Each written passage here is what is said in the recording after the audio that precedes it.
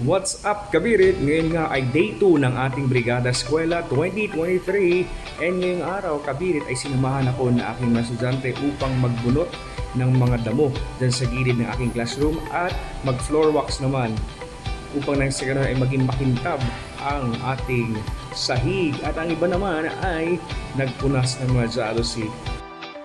Medyo masukal na nga dito sa gilid, no? Kaya pinatanggal ko na yung mga damo. At ito na, sinama ko na silang mag-floor wax ng ating floor, Kabirit. At ongoing na nga ang pagpuputol ng mga damo. Kitang-kita po rin, napakasipag po ng aking mga estudyante sa pagtulong po nila sa akin upang bunutin ang mga damong yan. Ayan naman, di ba, Kabirit? Ikaw ba, Kabirit, meron magabang estudyanteng katulad nila na napakasipag?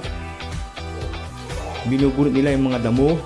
Ayan, Kabirit, tignan nyo pati yung sa hog wire natin, no? Natanggal na yung mga ibang mga damo dyan. Pero ipagpapatuloy pa yan dahil may mga damo pa siyang nakasabit.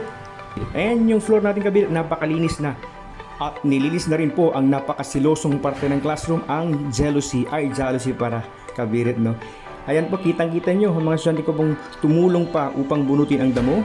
Naglinis ng jealousy, kitang-kita, napakasipag po nila. At ang ginamit nating floor wax ay Star Wax and Blexon Super Wax. Baka naman Blexon Super Wax and Star Wax.